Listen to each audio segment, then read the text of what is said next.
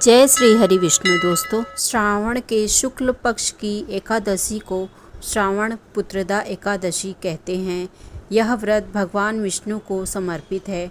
मान्यता है कि यह व्रत संतान प्राप्ति, संतान की लंबी उम्र, अच्छे स्वास्थ्य और परिवार में सुख शांति के लिए बहुत फलदायी होता है।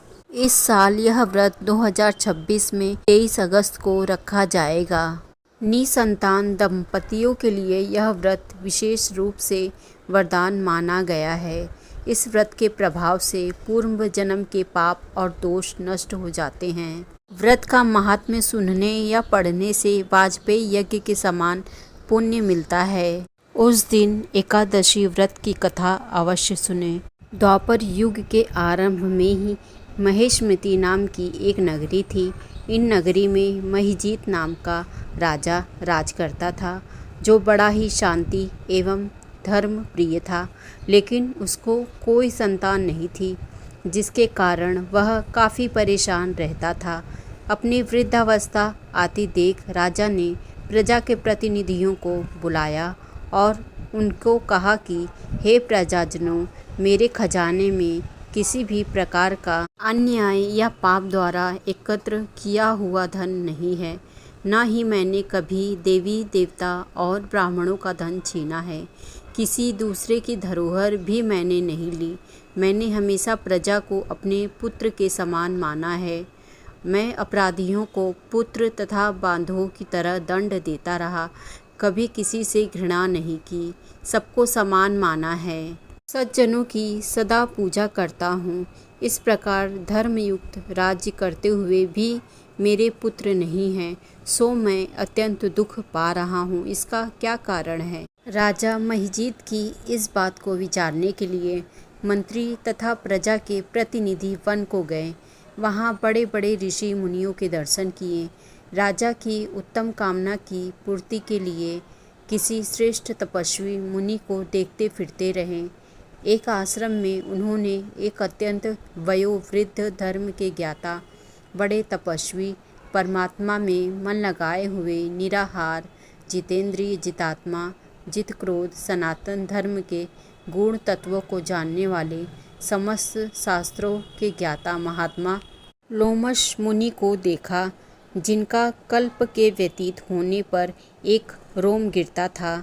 सब ने जाकर ऋषि को प्रणाम किया।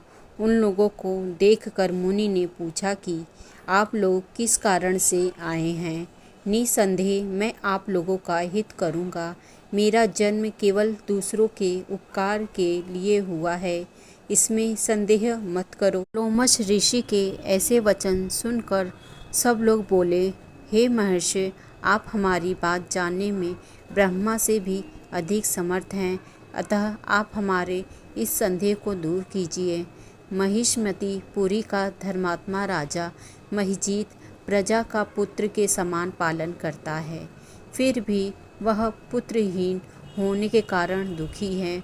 उन लोगों ने आगे कहा कि हम लोग उसकी प्रजा हैं, अतः उसके दुख से हम भी दुखी हैं। आपके दर्शन से हमें पूर्ण विश्वास है कि हमारा यह संकट अवश्य दूर हो जाएगा, क्योंकि महान पुरुषों के दर्शन मात्र से अनेक कष्ट दूर हो जाते हैं। अब आप कृपा करके राजा के पुत्र होने का उपाय बताएं। यह वार्ता सुनकर ऋषि ने थोड़ी देर के लिए नेत्र बंद किए और राजा के पूर्व जन्म का वृत्तांत जानकर कहने लगे कि यह राजा पूर्व जन्म में एक निर्धन वैश्य था। निर्धन होने के कारण इसने कई बुरे कर्म किए। यह एक गांव से दूसरे गांव व्यापार करने जाया करता था। एक समय ज्येष्ठ मास के शुक्ल पक्ष की द्वादशी के दिन अध्यास के समय वह, जबकि 2 दिन से भूखा प्यासा था, एक जलाशय पर जल पीने गया। उसी स्थान पर एक तत्काल की ब्याही हुई प्यासी गौ जल पी रही थी। राजा ने उस प्यासी गाय को जल पीते हुए हटा दिया और स्वयं जल पीने लगा। इसलिए राजा को यह दुख सहना पड़ा। गौ को जल पीते हुए हटाने के कारण पुत्र वियोग का दुख सहना पड़ रहा है। ऐसा सुनकर सब लोग कहने लगे कि हे ऋषि, शास्त्रों में पापों का प्रायश्चित भी लिखा है, अतः जिस प्रकार राजा का यह पाप नष्ट हो जाए, आप ऐसा उपाय बताइए। लोमश मुनि कहने लगे कि श्रावण शुक्ल पक्ष की एकादशी को, जिसे पुत्रदा एकादशी भी कहते हैं, तुम सब लोग व्रत करो और रात्रि को जागरण करो, तो इससे राजा का यह पूर्व जन्म का पाप अवश्य नष्ट हो जाएगा। साथ ही राजा को पुत्र की अवश्य प्राप्ति होगी। लोमश ऋषि के ऐसे वचन सुनकर मंत्रियों सहित सारी प्रजा नगर को वापस लौट आई, और जब श्रावण शुक्ल एकादशी आई तो ऋषि की आज्ञानुसार सबने पुत्रदा एकादशी को व्रत और जागरण किया। इसके पश्चात द्वादशी के दिन इसके पुण्य का फल राजा को दिया गया। उस पुण्य के प्रभाव से रानी ने गर्भ धारण किया और प्रसव काल समाप्त होने पर उसके एक बड़ा तेजस्वी पुत्र उत्पन्न हुआ। इसलिए हे राजन, इस श्रावण शुक्ल एकादशी का नाम पुत्रदा पड़ा है। अतः संतान सुख की इच्छा हासिल करने वाले इस व्रत को अवश्य करें। इसके महात्म्य को सुनने से मनुष्य सब पापों से मुक्त हो जाता है और इस लोक में संतान सुख भोगकर परलोक में स्वर्ग को प्राप्त होता है। जय श्री हरि विष्णु दोस्तों।